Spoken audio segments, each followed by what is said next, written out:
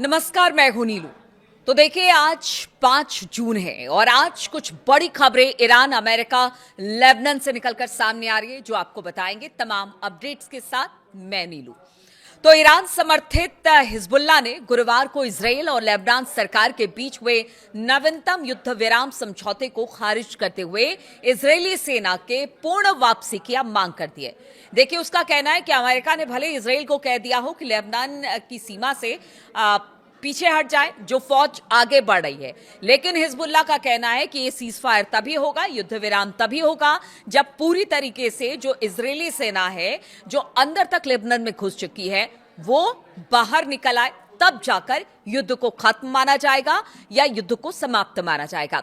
इस बीच इजरायली हमलों में कम से कम 4 लोगों की मौत हो गई है, वो भी नेतन्याहू और ट्रंप के बातचीत करने के बाद, क्योंकि गोलीबारी के दौरान संयुक्त राष्ट्र का एक शांति सैनिक भी मारा गया है इजराइल के हमले में। और हिजबुल्लाह का इसलिए कहना है कि जब तक पूरे तरीके से लेबनान से इजरायली सेना नहीं निकल जाती है, तब तक बातचीत और शांति जो काल शुरू करने की बात ट्रंप कह रहे हैं कि हाँ, शांति वहां पर हो जाएगा, ऐसा हो नहीं सकता है। यानी हिजबुल्लाह ने स्पष्ट कर दिया है। हिजबुल्लाह के प्रमुख नईम कासिम ने टेलीविजन पर प्रसारित एक लिखित बयान में कहा कि समझौते के तहत दक्षिणी लेबनान से हिजबुल्लाह के लड़ाकों को हटाने की मांग का अर्थ आत्मसमर्पण, पराजय और दुश्मन के उद्देश्यों की पूर्ति, यानी जो दुश्मन चाहता है कहीं ना कहीं हम उसकी पूर्ति करेंगे।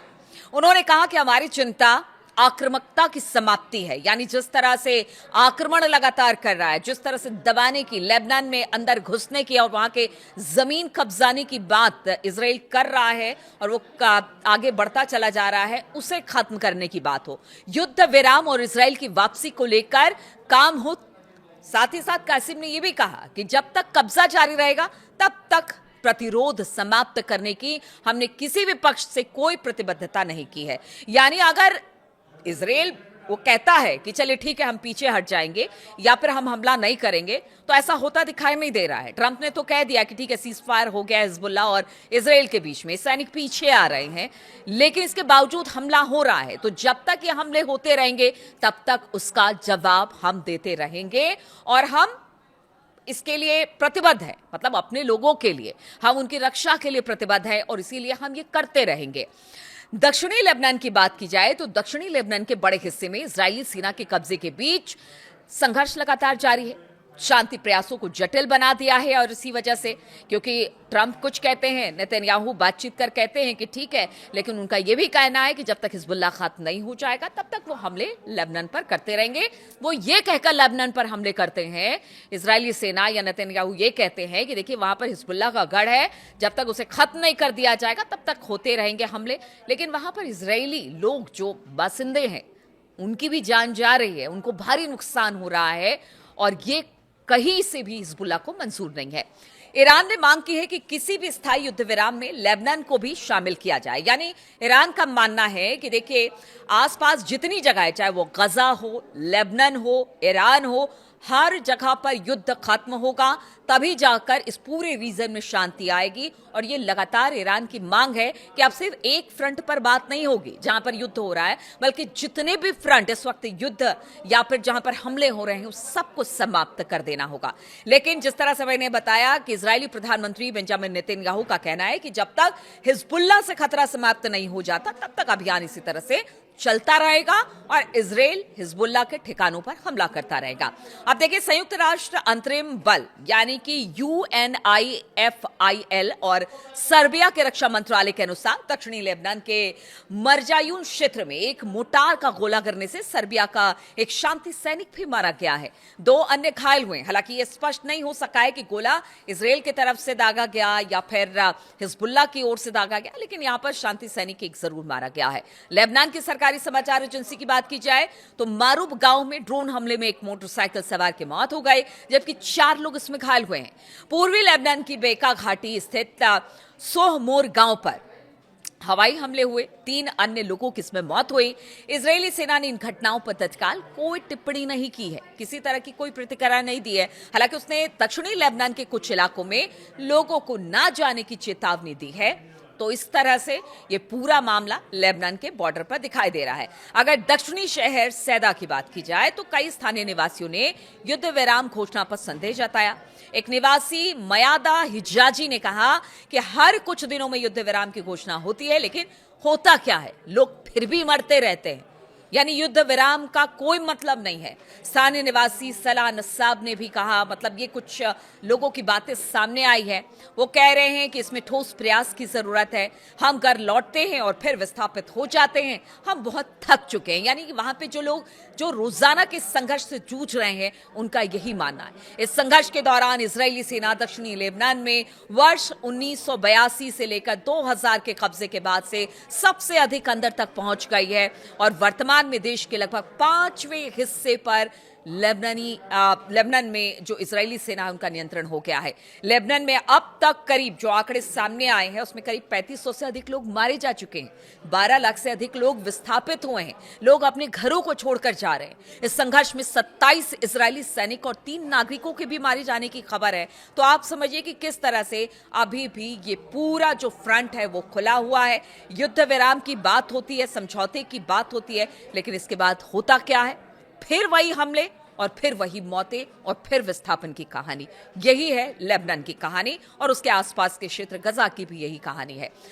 अगर युद्ध विराम समझौते की बात की जाए तो अमेरिका की मध्यस्थता में इजराइल और लेबनान सरकार के बीच वार्ता के बाद सामने आया था कि अब सब कुछ खत्म हो जाएगा, शांति हो जाएगी। लेबनान सरकार ने पहले भी हिजबुल्लाह को कहा था कि आप अपने अस्त्रों को छोड़ दीजिए और कोशिश यही की गई थी। उस पर देश को युद्ध में धकेलने का आरोप भी लेबनान की सरकार ने लगाया था। हालांकि समझौते में हिजबुल्लाह औपचारिक रूप से शामिल नहीं था। इसमें लेबनान की सेना को उन सुरक्षा क्षेत्रों का नियंत्रण सौंपने की बात कही गई थी जहां पर हिजबुल्लाह की मौजूदगी पर रोक होगी।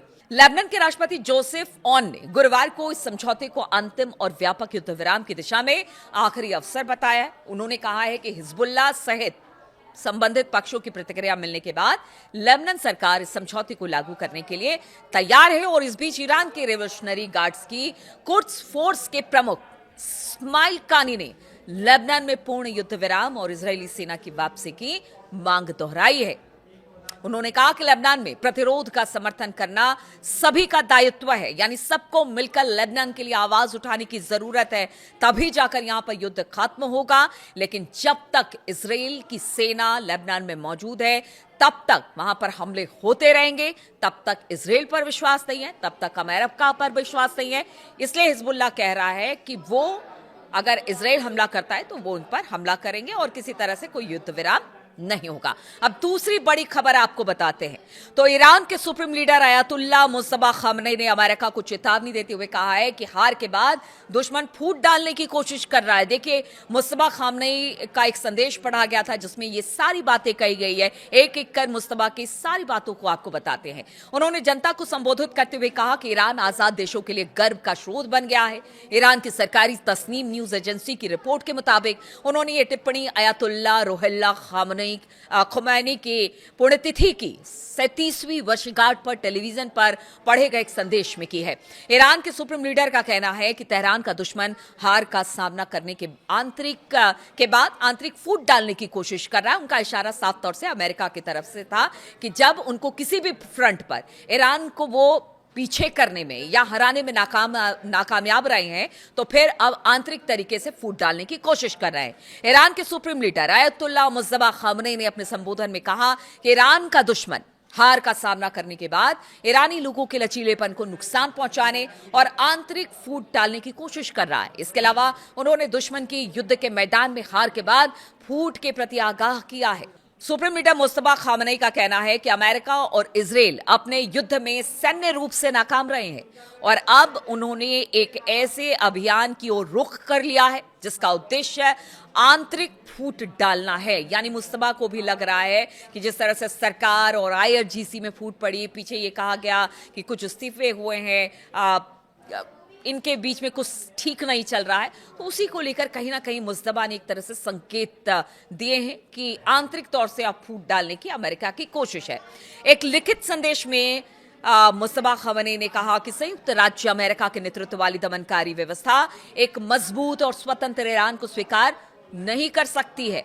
उन्होंने इजराइल को उस व्यवस्था की इन मनगढ़ंत चौकी, आप समझिएगा कि पूरी व्यवस्था की एक मनगढ़ंत चौकी बताया है। उन्होंने कहा कि दुश्मन सैन्य रूप से नाकाम होने और गहरे अपमान का अनुभव करने के बाद अब एक हाइब्रिड युद्ध छेड़ रहा है जो दो बिंदुओं पर केंद्रित है। पहला, ईरान के आम लोगों का हौसला तोड़ना, और दूसरा, ईरानी सरकार के अधिकारियों के मन में भ्रम पैदा करना ताकि वो गलत फैसले ले सके। तो ये मुस्तबा का कहना है, यानी कहीं ना कहीं उन्होंने ईरान के लोगों को सावधान किया है इजराइल और अमेरिका के मंसूबे को लेकर, और साथ ही साथ अपने लोगों को भी एक संदेश देने की कोशिश की है कि आपस में लड़ने की जगह आप अमेरिका और इजराइल से लड़िए।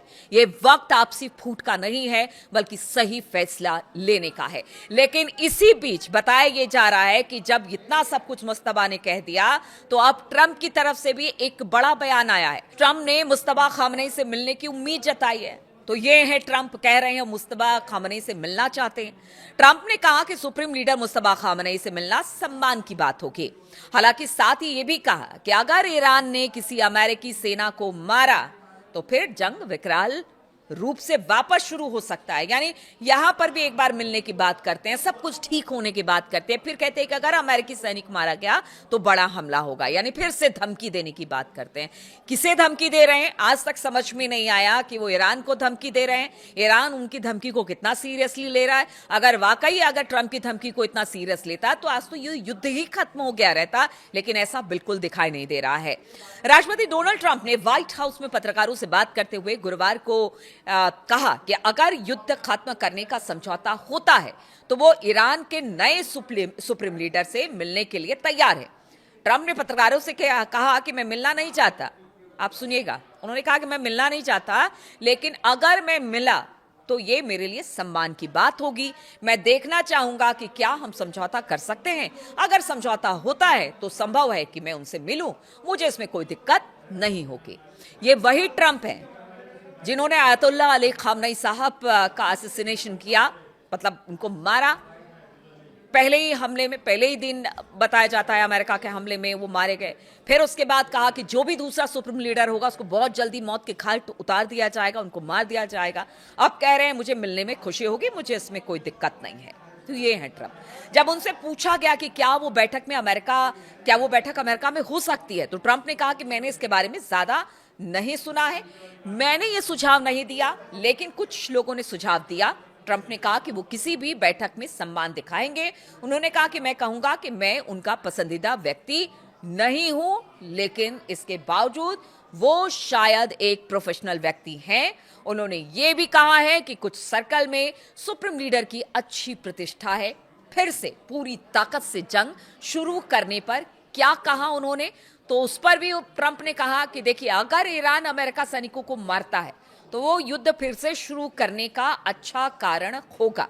यानी वो कह रहे बातचीत करेंगे तो बहुत अच्छा है। अमेरिका बुलाए जाने की बात पर उन्होंने कहा कि हम सोचेंगे कि क्या करना है। कुछ लोगों ने मुझे सजेस्ट किया है कि उनसे बातचीत किया जाए, लेकिन अगर एक भी अमेरिकन सैनिक मारा गया तो फिर ईरान पर बड़ा हमला होगा और ये एक बढ़िया कारण बन जाएगा अमेरिका के ईरान पर हमला करने पर।